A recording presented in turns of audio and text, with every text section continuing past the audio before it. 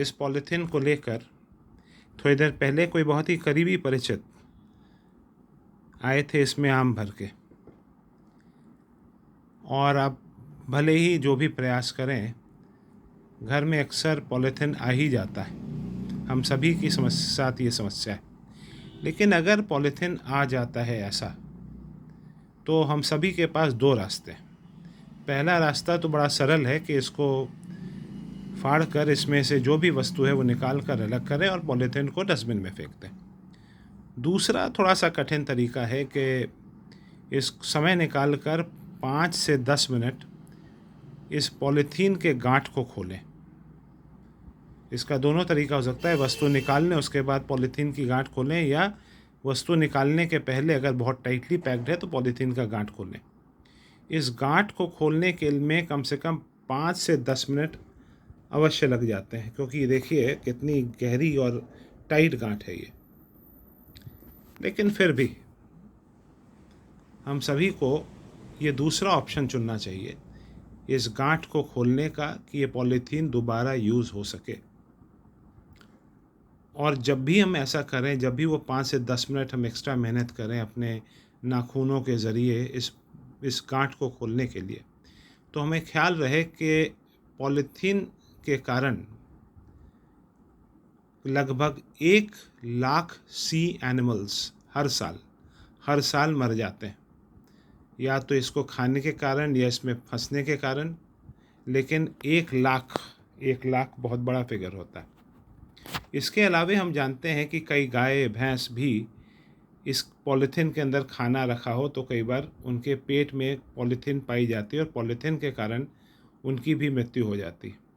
और ये मृत्यु चाहे सी एनिमल्स की हो, चाहे गायों की हो, भैंस की हो, बहुत दर्दनाक मौत होती होगी। आप सोचिए कि पेट में पॉलीथीन जमा हो रहा है, जिसके कारण ना कुछ मतलब डाइजेस्टिव सिस्टम की क्या हालत होगी आप सोच सकते हैं। तो वो 5 से 10 मिनट जो आप इस पॉलीथीन के गांठ को खोलने में मेहनत लगाते हैं, वो इस बात पे ज़रूर ख्याल करें कि आपका ये कार्य किसी सी एनिमल, किसी गाय, किसी भैंस की मृत्यु को, दर्दनाक मौत को रोकता है। और ये मत सोचिए कि आप एक व्यक्ति के कारण क्या हो सकता है। हम अपना इंडिविजुअल योगदान अवश्य करें। हमारे तरफ से जो भी हो सके हम अपने व्यक्तिगत स्तर पे करें। हमारे तरफ से एक पॉलीथीन कम बर्बाद हो, कम वेस्ट हो, किसी पशु, किसी सी एनिमल या गाय के पेट में ना जाए। ये हमारा सबसे बड़ा कंट्रीब्यूशन हो सकता है। और धीमे धीमे लोगों को जगाने का भी प्रयास किया जाए वीडियो और अन्य माध्यम से, कि भाई तुम भी प्रयास करो और कोशिश करो कि ये पॉलीथीन की गांठ खुले और उसको दोबारा यूज़ हो। पहले तो पॉलीथीन आ ही ना घर में, लेकिन अगर आ गई तो दोबारा यूज़ हो। तो इन छोटे छोटे तरीक़ों से हम पर्यावरण को बचाने का कार्य कर सकते हैं। तो हम सभी अपने लाइफस्टाइल्स को बेपरवाह या लापरवाह जीवन शैली और प्रकृति विरोधी जीवन शैली को प्रकृति सम्मत बनाने के ये जो छोटे छोटे कार्य करें। ये बहुत दिखने में छोटे हैं, लेकिन जब हम सब करना शुरू करते हैं तो कम्युनिटी लेवल पे कार्य होता है। यानी कि एक दीवार अगर खड़ी है तो हम अपना अपना हिस्सा उसमें से निकाल दें। यानी हम जो पृथ्वी को मारने का कार्य कर रहे हैं वो अपना अपना हिस्सा निकाल दें, चाहे वो बिजली के कम वेस्टेज के ज़रिए हो, चाहे वो मोबाइल को कम से रिपेयर और रीयूज़ करते हुए कई वर्षों तक इस्तेमाल करने के ज़रिए हो, चाहे कोई वस्तु को रिपेयर रीयूज़ करके हम इस्तेमाल करें इससे फेंकने से बेहतर करते हुए।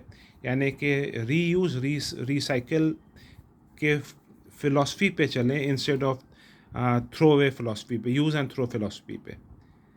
तो हम सब अपना अपना योगदान करें तो यकीनन हम इस धरती को अपने बच्चों के लिए और अपने बच्चों के बच्चों के लिए और उन तमाम जीव जंतुओं के लिए जिन्होंने ईश्वर ने बनाया, हम बचा सकते हैं।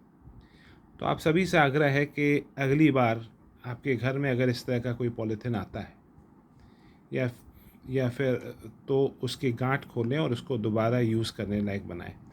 फेंकने से बेहतर ये रहेगा किसी सब्ज़ी वाले को दे दें या फिर किसी दुकान वाले को दे दें, लेकिन पॉलीथीन का रीयूज़ हो सके इस तरह का प्रयास करें। और आपसे यह भी आग्रह है कि इस तरह के छोटे छोटे वीडियो बनाकर औरों को जगाने का प्रयास करें, क्योंकि एक एक दिन बहुत कीमती है इस धरती को अपने संतानों के लिए बचाने के लिए। और अपने सुझाव हमारे ईमेल आईडी पे भेजें। हमारा ईमेल आईडी है save mother association, SAVEMOTHER ASSOCIATION@gmail.com।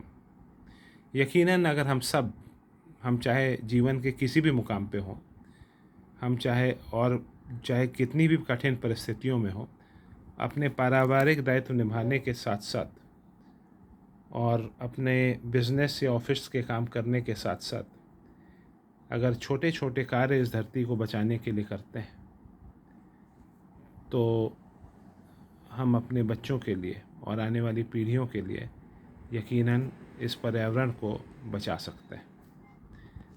धन्यवाद।